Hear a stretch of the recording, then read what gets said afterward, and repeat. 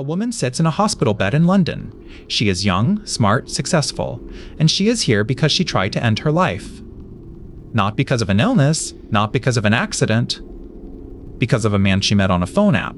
A man who, in a few short months, made her fall completely in love and then quietly took everything she had, her savings, her credit, $200,000 of debt in her name, and her belief that she could ever trust anyone again. Here's the strange part. She wasn't foolish. She wasn't naive. By the end of this story, you'll understand how the same thing could have happened to almost anyone. To you. Because the man who did this to her wasn't just a liar. He had built a machine that turned love itself into a business, and she was only one of dozens. This is the true story of the man the world would come to call the Tinder swindler, and the woman who decided to burn his whole empire down. Let's go back to the beginning, to the good part, because that's how it always started, with something that felt like a fairy tale. Her name is Cecilie. She's from Norway, living in London, working in finance. Like millions of people, she's on a dating app, swiping, hoping, and one night she matches with a man named Simon Leviev. And Simon is not an ordinary match. His photos are a different world. Private jets, 5-star hotels, bodyguards, expensive dinners in cities across Europe. And when she looks him up, it checks out, because Simon says he is the son of Lev Leviev, a real famous billionaire known as the King of Diamonds. Simon is the heir to a diamond empire. So when this handsome, charming, impossibly rich man messages her and asks her to coffee that very first day, she goes. And the date is like nothing she's ever experienced. He flies her on a private jet to another country just for a drink. There's a bodyguard, there's champagne. He is warm, funny, attentive. He looks at her like she is the only person in the world. Now, stop for a second, because right here, at the beginning, the trick has already started, and it has a name. It's called love bombing. It's when someone overwhelms you with affection and attention and luxury so fast and so intensely that your normal caution just switches off. Your brain is flooded. It feels like destiny. It's designed to feel like destiny. Cecilie doesn't know that yet. All she knows is that she's falling. Fast, and Simon is falling too, or at least that's what he tells her over hundreds of messages every single day. Good morning. Good night. I miss you. Soon, the word love.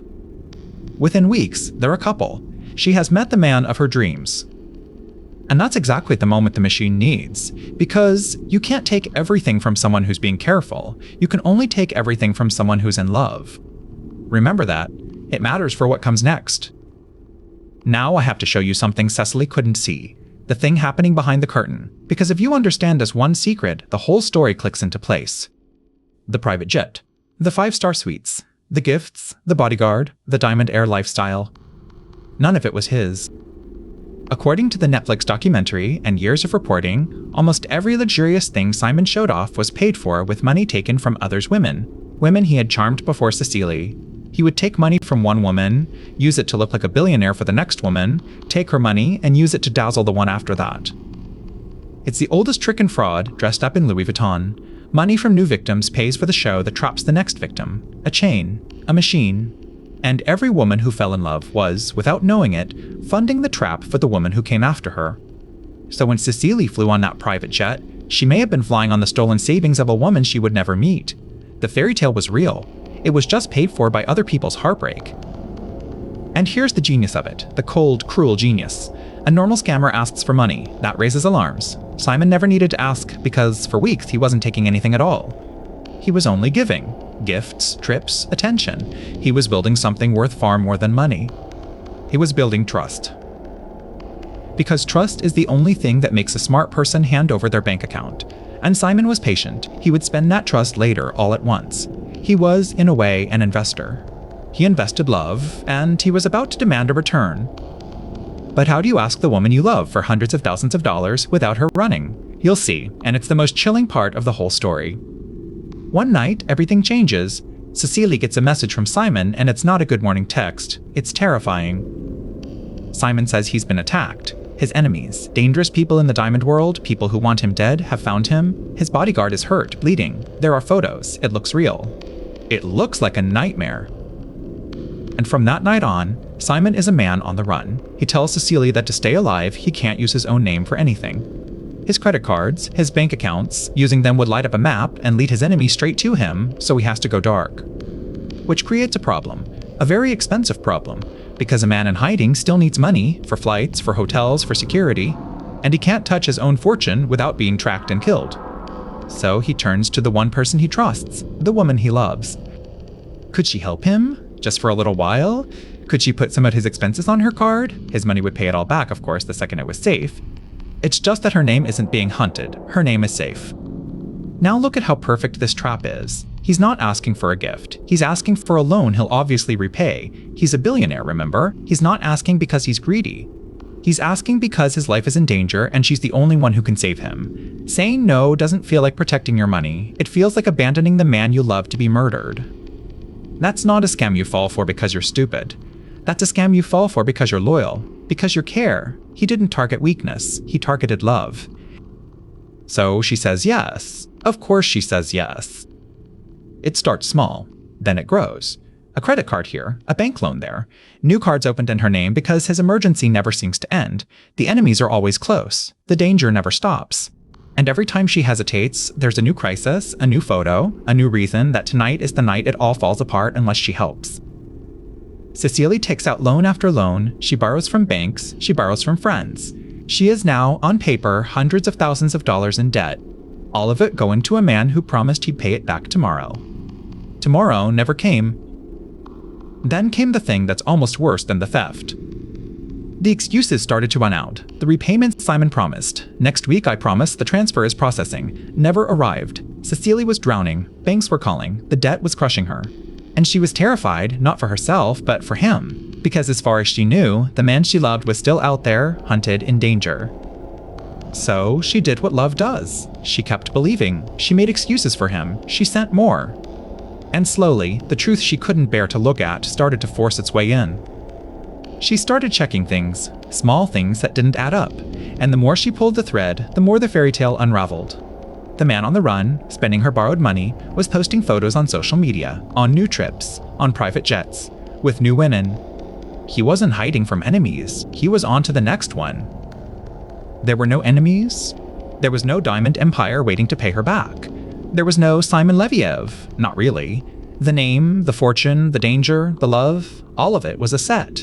And she had been standing on a stage, playing a part in a story that was written before she ever swiped right.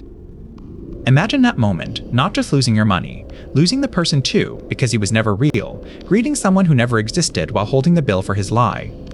That's why Cecily ended up in that hospital bed, not because she was weak, because a human being can only take so much betrayal at once. This is the part of the story where most people break, where the victim disappears and the con artist wins and moves on and it's over. But that's not how this story ends, because Cecily was about to find out she wasn't alone, and the women he broke were about to find each other. Cecily went to the police, and at first she hit a wall. The case was complicated, spread across countries, and Simon was already gone, chasing the next victim. So she did something braver. She went to the press. She took her story, all of it, the love, the lies, the debt, the shame, to a team of journalists in Norway and a newspaper called VG. And they started digging.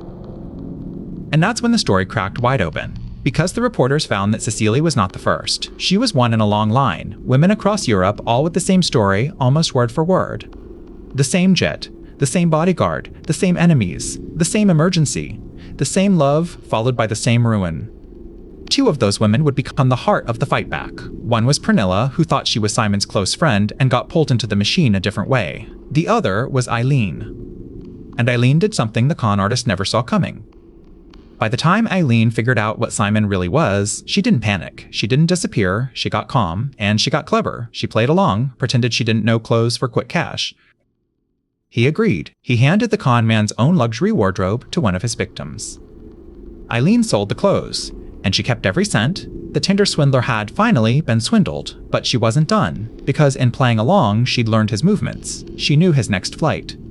And she handed that flight information, the date, the route, everything, straight to the authorities. In 2019, Simon Leviev, real name Shimon Hayut, was arrested at an airport in Greece, not with a fake fortune, with a fake passport. The women had done what the banks and the borders couldn't. They had caught him, together. For a moment, it felt like justice. For a moment, Here's where I wish I could tell you he paid for all of it. That the years of ruined lives, the millions taken, the woman in the hospital bed, that all of it landed on him like a mountain. It didn't. Hayut was convicted in Israel, but for older fraud crimes and for the forged passport. Not, in the end, for what he is accused of doing to Cecily and the others. He was sentenced to 15 months. He served 5 months. Because a global pandemic hit, prisons were emptied to slow the virus and he walked out early. He paid a small fine, and then he did something that should make your blood run cold.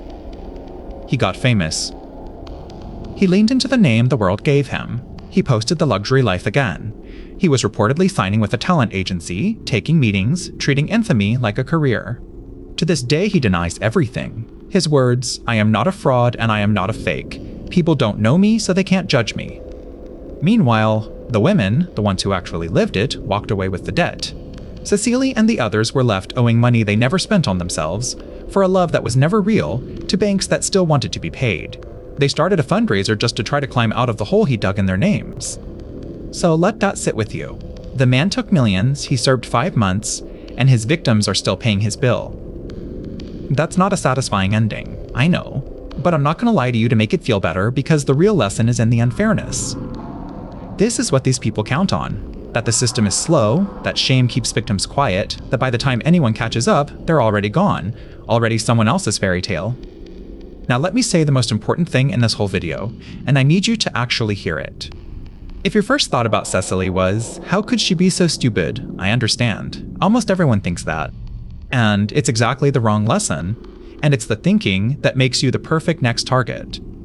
Because these women were not stupid. Cecily worked in finance. They were smart, careful, successful people. They didn't get robbed because they were foolish. They got robbed because they were trusting, and loyal, and capable of love. He didn't attack a weakness, he attacked a strength and turned it into a weapon. That's the uncomfortable truth about manipulation. It doesn't feel like manipulation while it's happening. It feels like romance. It feels like loyalty. It feels like being a good person, helping someone you love. The red flags don't look like red flags in the moment. They look like a love story. So here's what actually protects you, and it's simple. Don't trust people. Something smaller and sharper, the moment love comes with a bill. The moment intense affection turns into urgent requests for money, for loans, for your accounts, for your name, that is the moment to go cold and slow down. Real love is not an emergency. Real love does not need your credit card by tonight or someone dies. Anyone rushing you is not rushing you because of love. They're rushing you because they know that if you had time to think, you'd see the machine. Cecily survived. That's the part I want you to hold on to. She lived, she spoke out, and by telling the truth, she probably saved women she will never meet, the next ones on his list who saw her story and closed the door. The Tinder swindler built a machine out of love. He turned the best things about people, trust, warmth, loyalty, into the tools he used to rob them.